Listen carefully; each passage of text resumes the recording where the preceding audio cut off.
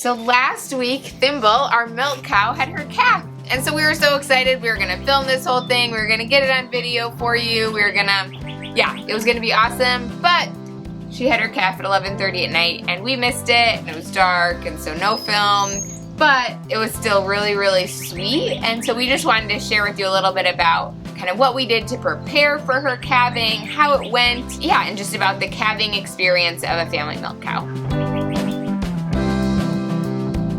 So we're by no means medical experts or veterinary experts. Really, animal husbandry itself is fairly new to us. Just a couple of years ago, we were living in the suburbs, grew up in the suburbs, didn't have a whole lot of experience with animals besides some backyard chickens. Cows and them giving birth is all pretty new to us. So this is definitely not advice. That we're not saying do what we do. We're just saying this was our experience, and so take it or leave it. But it's worked for us. Yeah, so like Joelle said, our cow we knew kind of around the beginning of June was due to give birth, and so we had been anticipating that. We were like checking on her every couple of hours. Leading up to this, I think some of the important signs you want to look out for if you have a cow that's expecting a calf. The first thing we noticed is that I would say a couple weeks before she was due, her milk bag started filling up, like her udders started filling up and she started looking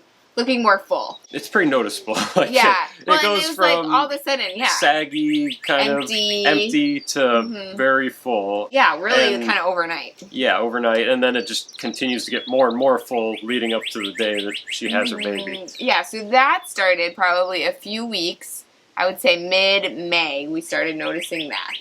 So that's when we kind of were like, okay, like things are happening. That was also when we were like, okay, she's for sure pregnant and gonna have a baby. Because there's always this kind of question people of do like preg checks and things like that. I mean, we were pretty sure because we hadn't noticed any signs of heat since we had her artificially inseminated, but you kind of just never know, right? I feel like cows are really good at hiding when they're pregnant, like they're big animals, and so it's not like a human where you can see a big belly. Like, we thought she was getting wider, but it's just not as obvious in a cow. We were pretty excited when we saw her milk bag, like her udders filling up, and that, yes, she was going to have a calf. We really didn't have any other, like, firm signs until maybe, like, 2 days before she actually calved is when we saw some discharge out her back end. Yeah, we saw some mucus hanging out. So this was her second calf with us and her third calf overall. So she just turned 6 years old. She's had 3 calves now, 1 before we got her, and then we had her with 1, and we actually weren't there for that delivery either. We weren't currently living on the property where she was. Jim just showed up one afternoon and was like, I'll just go peek it back in on him, and there was a baby, and she did great. But this time we were there and we were really wanting to see that birth happen. I guess another sign was you can like physically see some contractions happening. A little bit. It was not, we could see kind of some tightening. She was acting fairly normal. The one thing that I noticed that probably stood out to me the most was when I was reading up on this, like how do you know if your cow's in labor? The things that I was reading are like they're going to separate themselves from the rest of the cows on pasture, and they're gonna maybe not eat and just kind of want to be by themselves and then stand up and sit down and stand up and seem uncomfortable. I didn't notice any of those things happening, but what I did notice was that she like stood by the water and the mineral blocks and did not leave. Like for 24 hours leading up to her birth, she was just like stood right by the water and the mineral blocks and just hung out there. She would graze a little bit in between. I feel like she was just getting herself what she needed, fluids and minerals, to prepare for that birth. And so when she started doing that, I was kind of like, okay, but like between the mucus and between that, I was like, this is coming anytime. I think we read somewhere that when the mucus comes out, generally it's within like... Well, that's for humans. Oh. Yep, okay. So with women, usually if you lose your mucus plug, you have a baby within 24 hours. At least that's what I've heard, and that's always been my experience with having babies. Too, evidently. So I figured if that was the case for humans, if she lost her mucus plug and there was mucus coming out, likely a baby was going to follow. So that was that, and then come the day she actually delivered, so we ended up that day having to take Our son, our 1-year-old son, got this bite on the back of his leg. I was like looking at him. I was like, what is that big purple spot on the back of his leg?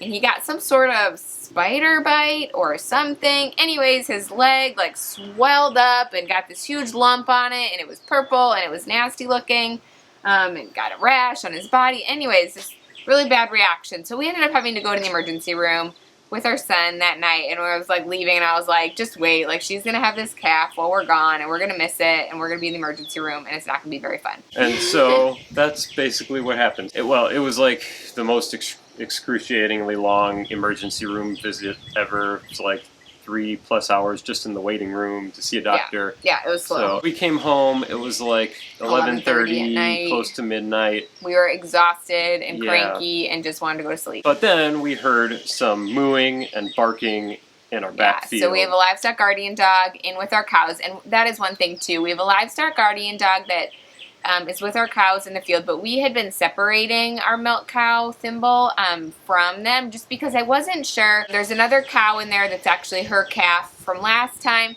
but she can be kind of sassy and is not always the most friendly cow. And then we had our livestock guardian dog, who we've only had for a few months and is kind of in that teenager dog stage where they can be a little unpredictable. Yeah, and so we just weren't sure how either of those two were going to respond to the calf. And because of that, we had been separating Thimble from them at night, just because if she had the calf, I didn't know what they would do, and I didn't want anything to happen to them. So I wanted her to have her own space. Yeah. So we got home from the ER, heard the mooing and the barking, and we're like, okay, we got to go check.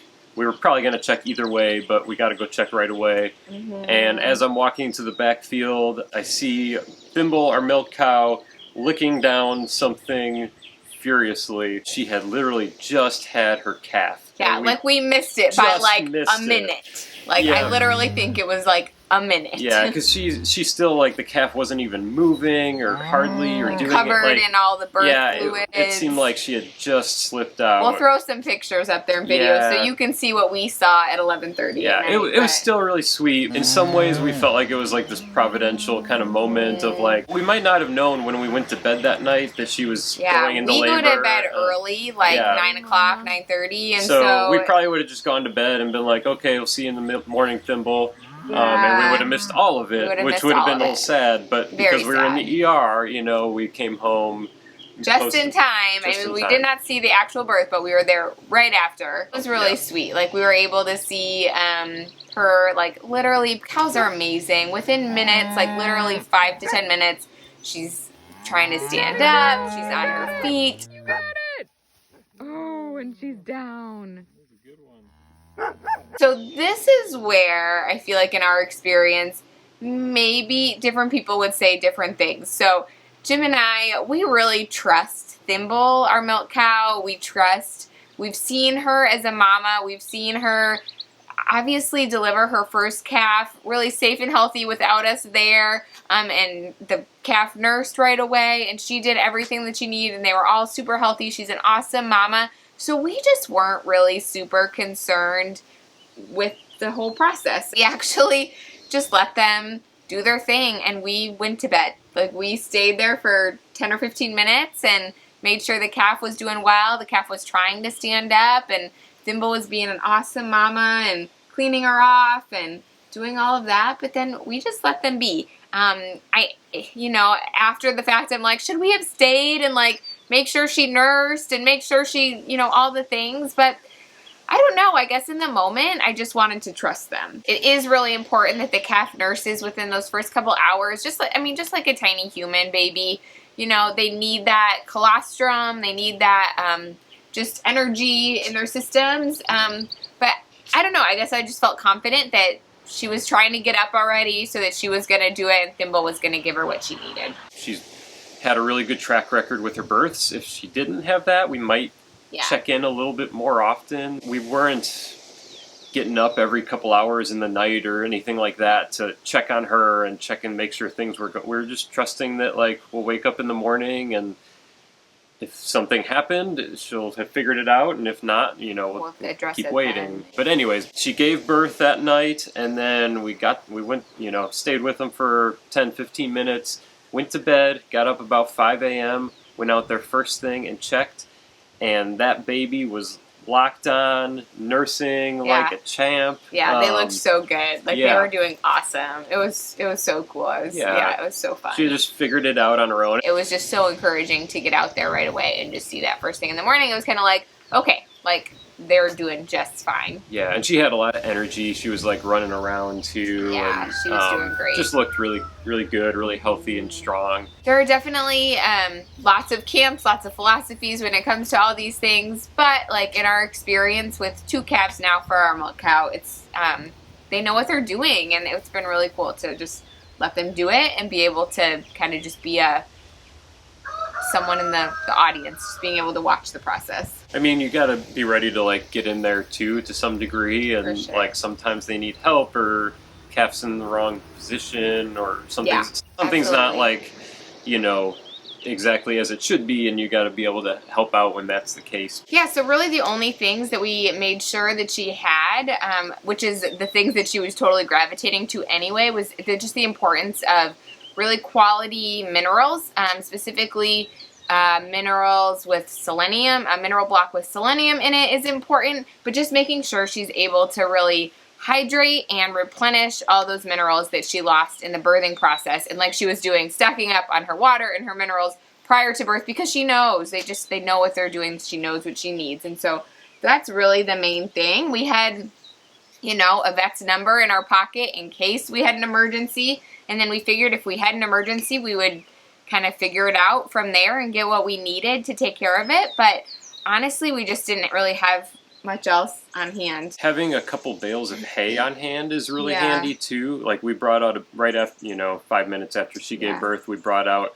a bale of hay and just plopped it down right in front of her, and she just went to town, annihilated that thing. And I think it was helpful because she doesn't want to like go out and graze. Like she wants to stay by her baby. I think the baby was able to kind of use it as bedding that night too, and keep warm. Yeah, so 1 bale did the trick. We could have brought out a couple more, but she was back to grazing the next day. It's summer now. It's warm outside, so we just chose to leave them out in the field to have her calf. I think we would have only brought them inside our little barn if it had been really cold or bad weather, but because it was summer and it was pretty warm outside, we felt comfortable just leaving them out in the field. The first time she calved with us, we did bring her and the calf into the barn because it was cool and rainy. It was cool and rainy, and it was new to us, and we just kind of wanted them close by to check on thimbles, make sure everything was looking good. But we probably could have left them out in the field too, and they would have been just fine. And then the other thing that we do, like I said, we separated Thimble from our other cow and our livestock guardian dog. And so we did leave her and her calf, June is the calf. We did leave Thimble and June separated for 2 or 3 days after from the other 2, just to make sure they got appointed, they had everything they needed, they were safe. And then once we felt really comfortable with June, and you know that she was stable and walking around doing just fine, we introduced, and they had plenty of time to see each other through the fence. I mean, we just have like electric fencing, and so they could interact through the fence and see each other. And then after a couple of days, we opened it up, so now they're all back together, and that went really smoothly. They did great. There's been no issues with that. So that's a little highlight of our week. It's been so fun having a new baby calf on the farm and watching her play and seeing them together. And so we just wanted to share our excitement with you. But if you want some more information on family milk cow stuff, we have lots of videos on family milk cow. So we'll link over to our beginner family milk cow video, and we'll see you in that one.